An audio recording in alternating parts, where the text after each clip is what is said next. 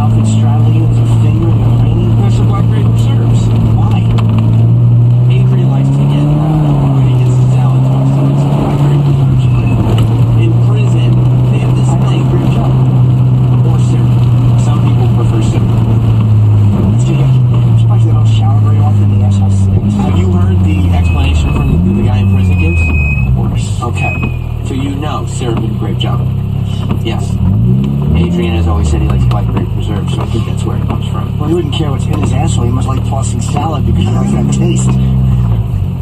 Like a kiss after? Fucking asshole. Your blackberry preserves with a fucking hair in it. That was tweeted to Jim and Sam Show on Twitter. Jim and Sam Show. Let's go to Bob in Connecticut. What's going on? Bob, you're not getting an ordinance. Hey, Bob, I got a bad feeling about you. Yeah, I think we got something going on with that fucking Congratulations on the show. OBD2 thing. Been listening for a long time. You guys both deserve it a lot. Oh, thanks. It's going to be interesting to see. You guys usually carry each other. You know, when Jim's out doing his thing, you have to carry the show and vice versa. Both have the power to do that. It's going to be interesting to see how the other guy does. 150 PSI, that would be a problem. You guys carry the show. No, I'm not saying this to be polite. I'm sure it'll be fine. The times have been in the afternoon. I mean, there's pop-up shows. They're fine. You know what I mean? I think he probably works better without me because he's more relaxed and he enjoys it more without me, and I enjoy it more without him. It's not even. It is what it is. You get to a point in a relationship where you know it's time to move forward and separate. And you know, no, I think he'll sound better with other people than he has with me in a long time. I honestly think. Well, he needs other people. I think he will.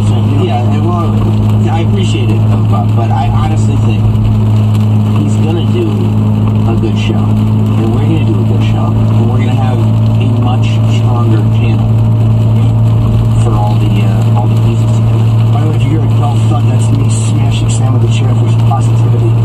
Well, listen, you start with the happy song, and that's what you're gonna get. No, you're right.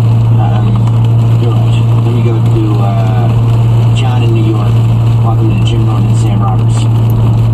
Hey guys, I was just curious how long the contract is for, and since you're still on the OP channel, did you have any control, like trying to get you guys off or anything like that? I signed for 18 years at $38,000 a year. I'm assuming that Jim has a similar deal. You actually got to do better than I thought you would. No, I'm here for a couple of years. Yeah, 2 years. No, I get to control this. Yeah, we're us over him. Yeah, no, we're just doing, we're doing shows. We're doing the shows. Kevin in Indiana.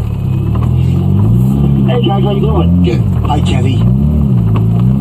Hey Jimmy, I said the show you did in Indianapolis in March. I laughed my ass off. It was Thank so you. good. Hope you come back. I will. I really enjoyed Yeah. that thing. Thank you, man. That was a great show.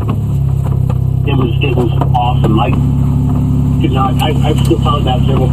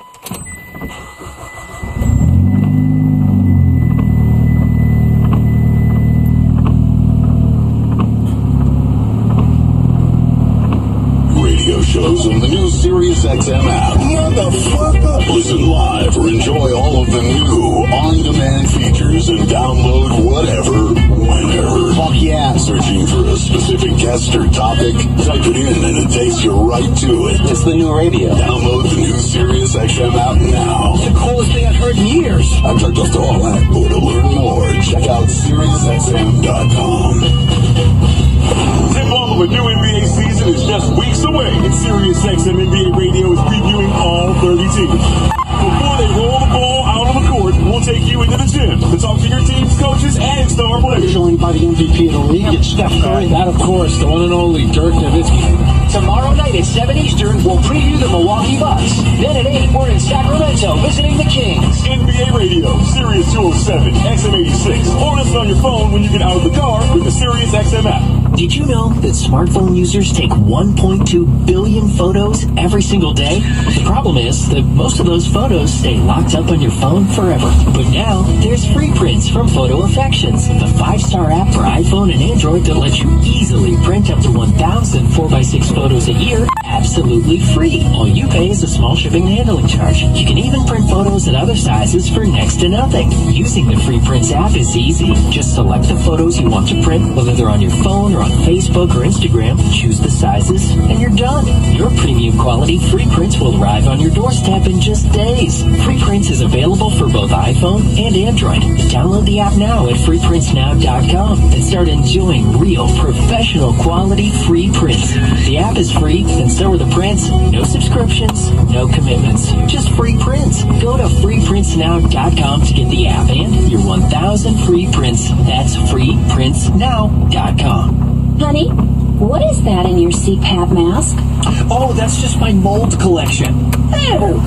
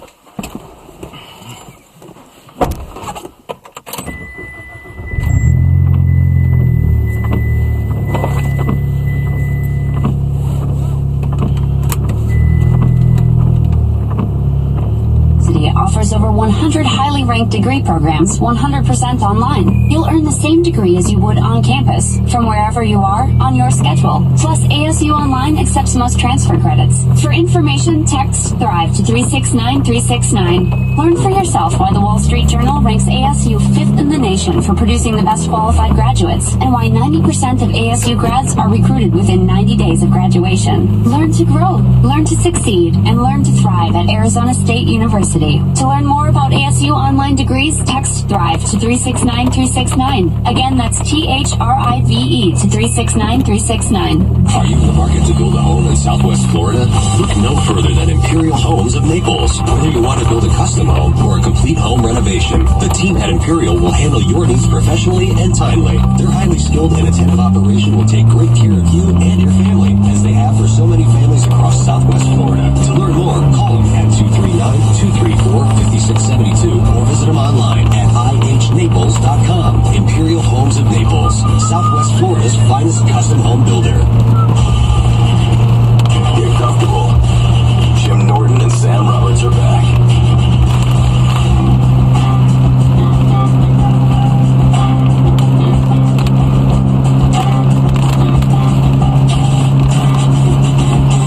Getting all techy with the song choices. I like that. Welcome back to Jim Norton and Sam Roberts. Well, you know what? Do I hate this? Hold on. I like how you're bobbing your head. You're like, what's this? And I tell you, like, no.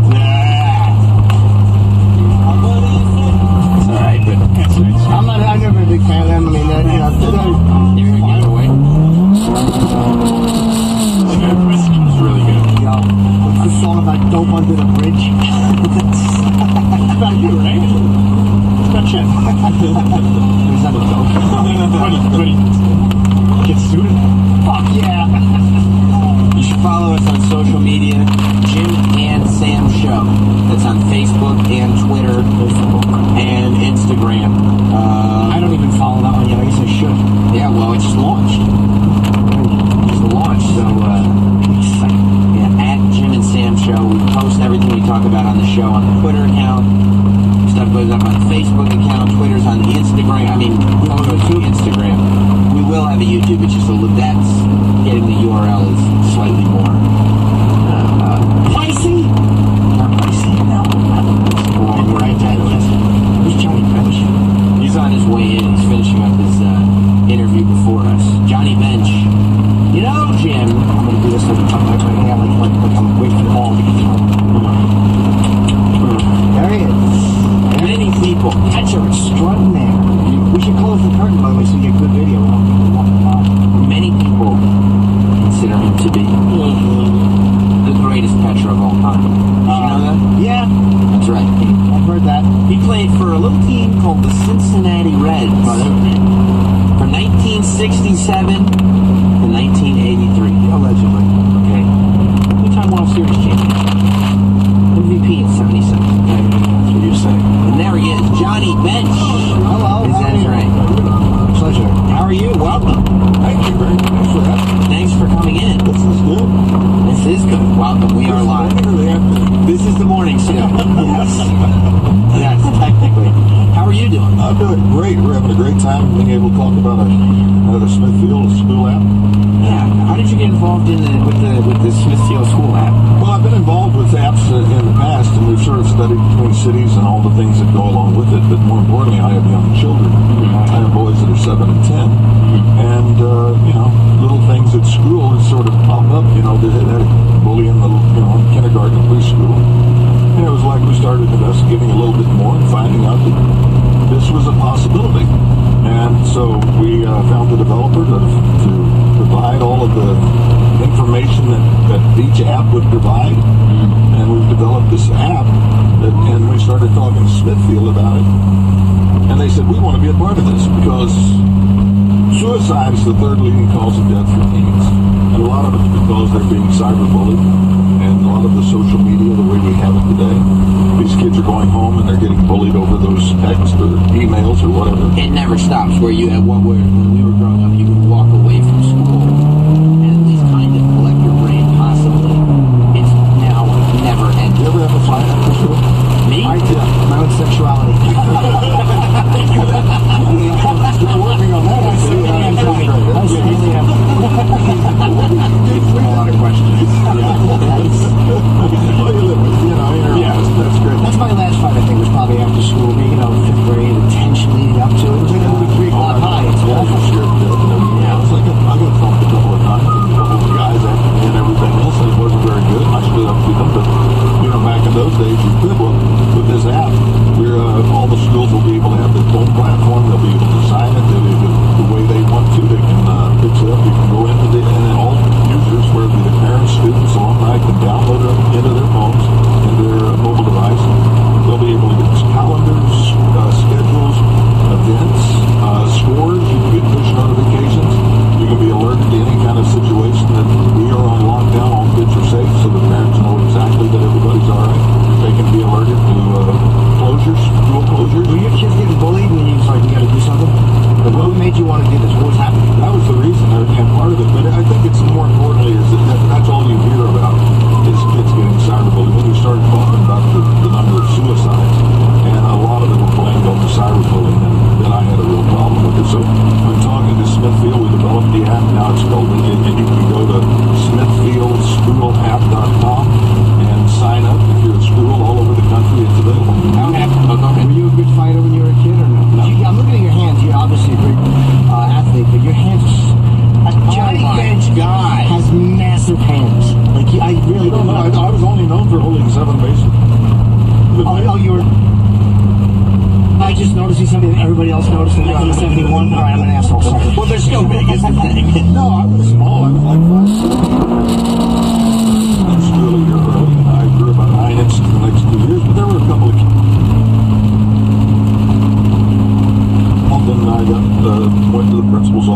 board used on me, but it was worth it. How much of it do you think is that people are bullying more now? And it's almost scary what they fight back with, because now they bring their weapons to school. It's no longer when Gilbert pulled a knife on me at school in the 5th grade. That was kind of dangerous as well. But now kids, in order to retaliate and get even, they come out.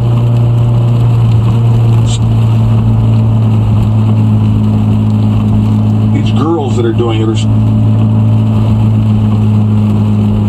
So this here boyfriend is going to go after you and start creating rumors about you and saying things about you that are totally unkind, totally untrue, and no matter what you say, you can't change it. You can't. As much as you deny, people still believe it, and then you start to feel it, and then you start to withdraw, and then your schoolwork suffers. The fact that your own personality and your health suffers. So if this app will help, 20, 30, 40, 50%, or eliminate a lot of the cyberbullying, we've really done it. So you're into this app very much. It's been a long time since you retired. What did you do in the time since you retired to now? You got this and you're really happy with doing that. Were there other things that you were doing that were kind of similar to this? Well, I do a lot of motivational speaking. I talk about the valves of success, the AEIOUs of life, and I wrote a book called Catch Every Ball, How to Handle Life's Pitches. Because everything in life, even your producer is a great catcher, because everything. Not a good producer. Yeah. That one. See, that's bullying. That is bullying. That's what we have to match up to. No, that's truth telling. But I have a scholarship fund. I didn't get to go to college. I started baseball when I was 17, and I didn't get to go to college. I have a scholarship fund with 84 kids on scholarship. So I've always thought about education and what it means. So I stay busy with that. And I've got a 26-year-old. He went to Boston University, and I've got sons that are 7 and 10. So I'm busy. How much different is it raising young kids now than it was, I guess, the 26-year-old though, because you wouldn't have had to raise any kids when you were at the peak of your baseball career. No, I never really had to, and he was born after my induction. So, yeah. So he's really, he knows of me and about me. The younger ones now, they hear it from everybody else. Do they understand who you are? We asked Dr. J that once. Do they understand the magnitude of who you are? I've never showed them really a video or anything else, but a couple of times in the plane, 3 or 4 years ago when they were really young, we'd be standing there waiting to get off the plane, and they'd say, "This is my dad. He's in the Hall of Fame." And it was like, where did you come up with that? And they know it. And I'm just dad. I don't want to be, much more than that. But at the same time, I want them to grow up to love the game, to love sports, and participate. And the one, Justin, he had like 14 home runs when he was 8 years old. Then he got hit by a pitch, and then he got hit by a throw, and it's sort of like a little gunshot. Right? So he's a soccer player right now, and I think he's going to develop a microchip and be player owner. I want him to be owner of the team, and then if he wants to play, he can put himself in. Just figure out where the money is for himself. That makes sense. The salaries are so much bigger. Do you guys who were retired a long time ago look at that and go, "Man, I just missed that by 10 or 15 years"? No, not at all. I mean, I made $2 million in my entire career. What would I do with $300 or $400 million? Are you crazy? I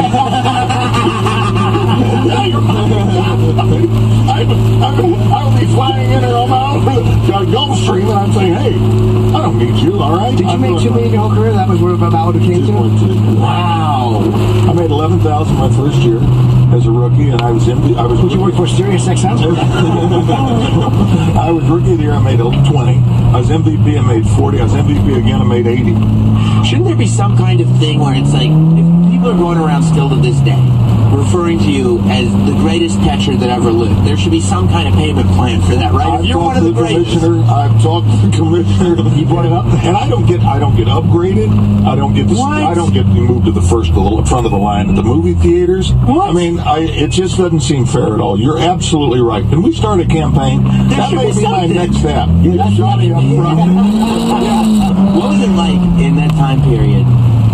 Because not only were you known as this legendary guy, the team, it was a legendary team, but to share it with a guy like Pete Rose, who was so gloriously outspoken and obviously kind of the rock star. Because Joe and I and Tony, I mean, we could sit back and let him, talk to the press. He was great for us. You didn't like talking to the press? I didn't mind it. I didn't mind it. Then they were delving into it, and it started sort of transferring over when, we had news reporters that were looking for a story rather than the game. Right. And then it became all of a sudden, guys were afraid to talk to certain guys because you weren't sure what they were going to write. I mean, a critic is a legless man who teaches running. So this is a situation where, we can go through all of this and everything else, but, when you go to work every day with the best players in the world and one of the greatest teams in the world, it was just beyond belief. And we were fortunate because we did have that kind of team that still people today respect and admire. Are you protective of your legacy? Like, do you watch now if somebody's talking about, like, say, a new catcher? Do you watch them wanting to make sure that they're not? I love it. I just, they're talking about Sanchez now because he started off so well and everything else. And I always say, let's wait 6 or 7 years because there's so many variables. Guys get hurt, their knees go down. We had Joe Mauer from the Twins. Unbelievable. Won the batting title, then his legs stopped. He just lost his legs, and now he's the first baseman. So I think anytime you talk about catching, we've got a Johnny Bench Award, which is a college catcher of the year. And we've got like 13 of those kids that have been nominated and won the award or been a part of the Final Three contest, and they're in the major leagues. Like Wieters today, he was one of our guys. We got Posey, we got Zanino, we got Suzuki, we got Clements, Iannetta, the Castro kid. So I'm constantly watching all the box scores to see how the guys are doing. Who's the best arm you ever saw? I'm going to guess Ivan Rodriguez. It's hard to beat that.